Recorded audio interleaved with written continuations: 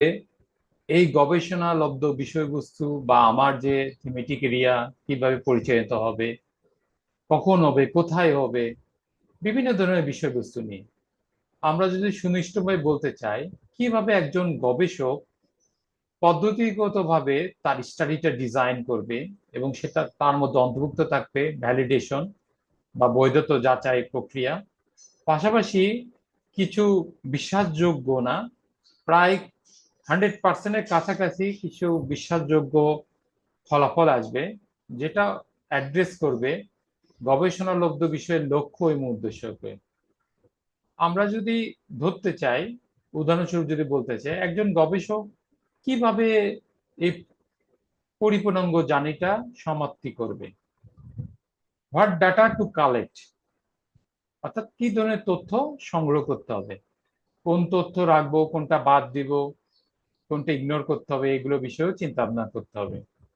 এবং এই তথ্য সংগ্রহ প্রক্রিয়া বা ডাটা কালেকশনের ক্ষেত্রে কি কি থাকবে বা কে এটা পরিচালনা করবে বা কোন বিষয়বস্তু বা পদ্ধতিটা ইউজ করব। আমরা গবেষণার ক্ষেত্রে কিছু কিছু স্যাম্পলিং ডিজাইন করি আমরা ছোটবেলা থেকে, বা বিশেষত অনেক সময় হয় না, বা আমরা অনেক সময় বলে দেয় আহ, এই দুইটা জামা কাপড় দিল, কোনটা তোমার পছন্দ হয়েছে, তুমি লুফে নাও, বেছে নাও। ঠিক একটা নমুনা চয়নের মতো।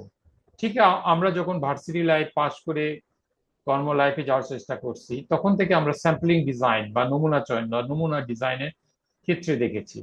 অর্থাৎ এটা কি র্যান্ডম স্যাম্পলিং, না স্ট্র্যাটিফাইড স্যাম্পলিং, না পারপাসিক স্যাম্পলিং, বা অন্য কিছু হইতে পারে। হাউ টু কালেক্ট ইট, কিভাবে তথ্যটা সংগ্রহ করতে হবে, অর্থাৎ এই ডাটা কালেকশন বা তথ্য বা ডাটা সংগ্রহের পদ্ধতিটা বা কি হতে পারে।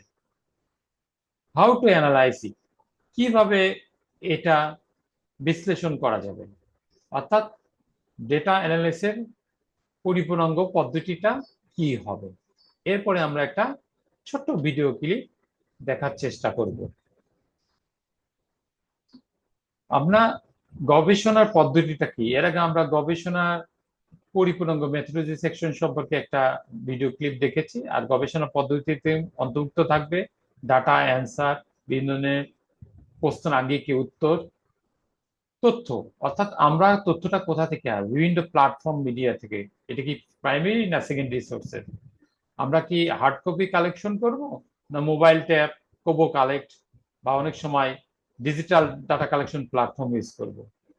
ঠিক ঠিক আমরা ছুটির দিনে চিন্তা করি এই তথ্যগুলো আমার এই প্রাইমারি সেকেন্ডারি ইনফরমেশন কিভাবে আসবে।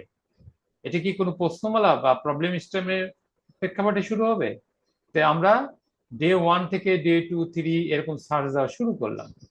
প্রথম বিভিন্ন ধরনের অ্যাকামিডেশিয়ান, অর্থাৎ একাডেমির ক্ষেত্রে এইগুলো প্রসেসটা হলো অর্গানাইজ হয়, সিস্টেমেটিক হয়।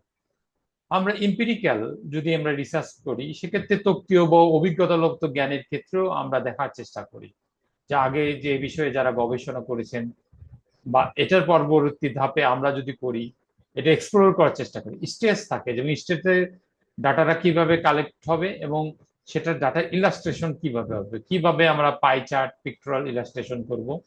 এক্ষেত্রে আমরা প্রোগ্রাম ডিজাইন রাইট করব, কিছু স্টাডির সাথে কম্পারিজন করব, আগে যারা তথ্য সংগ্রহ করেছে সেকেন্ডারি লিটারেচার, বর্তমানে আমরা করছি, এগুলোর সাথে একটু তুলনামূলক আলোচনা করব।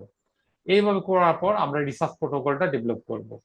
অর্থাৎ এই কোর্সে অবশ্যই আমরা চিন্তা করব বা শেখার চেষ্টা করব যে আমার ফান্ডামেন্টাল বিষয়গুলো কি রয়েছে, যে আমার গবেষণাটা কিভাবে হবে, এবং এখানে বিভিন্ন ধরনের কেস স্টাডি বা case sectional cross sectional study থাকবে কিনা, বিভিন্ন ধরনের স্টাডির ডিজাইন থাকবে, বা র্যান্ডমাইজ কন্ট্রোল ট্রায়াল থাকবে কিনা।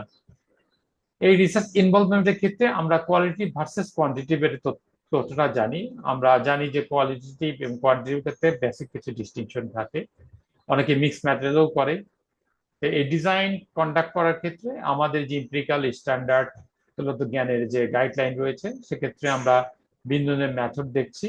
মেথডের ক্ষেত্রে এই তত্ত্বীয় আহ, যে প্রক্রিয়াটা, ওই গবেষণা যে আমরা যে তথ্য বা ডাটাগুলো আছে, তারপরে সেই প্রেক্ষাপটে আমরা পরিচালনা করব।